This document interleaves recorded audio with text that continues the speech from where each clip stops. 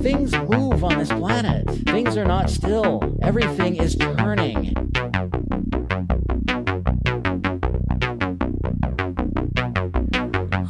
Everything they're doing online is being watched, is being tracked. Every single action you take is carefully monitored and recorded. Richard Smith, the former head of Equifax, sat before lawmakers and tried to explain how the personal information of more than 145 million Americans was compromised. I feel like that Antichrist would maybe be using the tools that you are building. Make good stuff. Music, dairy products, coffee, TV shows, surveillance systems, all history books, voting machines. Wait a minute. Safety is a top priority. Boeing will pay $2.5 billion to settle a criminal probe into its 737 MAX jet. I don't like them putting chemicals in the water that turn the friggin' frogs gay.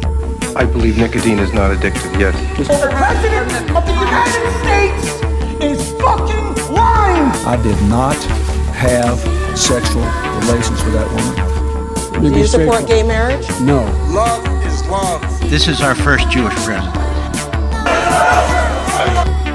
The 25 richest Americans, they paid nothing in federal income taxes.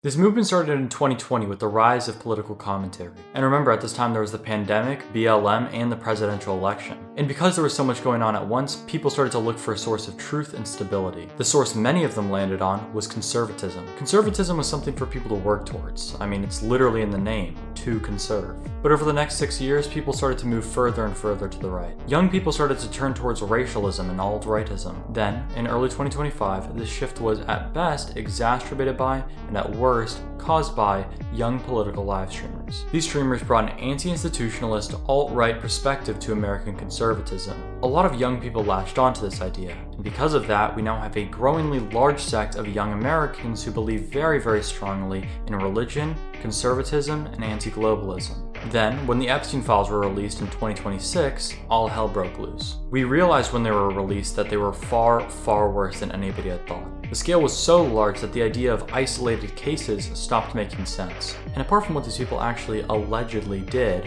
the biggest impact that I saw was the mass realization that the most powerful people in the world cared solely about themselves. It didn't matter what company they were CEO of, what country they were president of, or how much money was in their bank account. They all acted in their own best interest. These people are willing to lie, cheat, and steal and do a whole lot worse if and only if it benefits them. This is the catalyst to the movement. It's a catalyst that made people realize that they're getting a bad deal. Wages have increased by about 40% in the last 50 years, but housing prices have increased by over 600%. Over a quarter of college graduates in Gen Z wish they had never even stepped foot in a university. And even socially, we're getting screwed over. Like I said in this video, young people in modern relationships are literally guaranteed to get a bad deal. So what does this lead to? Well, imagine somebody came up to you and said, hey, why don't you go to high school for 4 years to try to get the best number on a piece of paper that you can? Then, you can use that piece of paper to get the ability to be able to take out loans that will never leave you, even in bankruptcy, then take that money and pay a college $40,000 a year to get a degree that you'll most likely regret. And even if you don't regret it, there's still a 50% chance that you didn't even need that college degree to get the minimum wage job you're working now. That is, if you can even find one. So, sound good?